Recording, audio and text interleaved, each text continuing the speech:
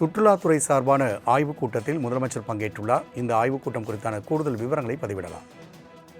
வணக்கம். சென்னை தலைமைச் செயலகத்தில் தமிழ்நாடு முதலமைச்சர் விஜய் தலைமையில் சுற்றுலாத்துறை தொடர்பான ஆய்வுக் கூட்டம் தற்போது தொடங்கி நடைபெற்று வருகிறது. சுற்றுலாவை வெறும் பொழுதுபோக்கு அம்சமாக மட்டும் கருதாமல் சூழல் சுற்றுலா, பண்பாட்டு சுற்றுலா, கடலோர சுற்றுலா, கலாச்சார சுற்றுலா ஆகியவற்றை உள்ளடக்கிய சுற்றுலா திட்டம் உருவாக்குவது தொடர்பாக ஆலோசனை மேற்கொண்டு வருவதாக தகவல் என்பது வெளியாகியிருக்கிறது. தமிழ்நாட்டில் முதல் கேரவன் சுற்றுலா கொள்கை உருவாக்குவது தொடர்பாகவும் தமிழ்நாடு முதலமைச்சர் விரிவான ஆலோசனை மேற்கொண்டு வருகிறார். சுற்றுலா மூலம் வரும் வருவாயில் 25 விழுக்காடு அந்தந்த உள்ளூர் மக்களின் வாழ்வாதார மேம்பாட்டிற்கு பயன்படுத்துவது தொடர்பாகவும் முதலமைச்சரிடம் ஆலோசிக்கப்படுவதாக தகவல் என்பது வெளியாகியிருக்கிறது.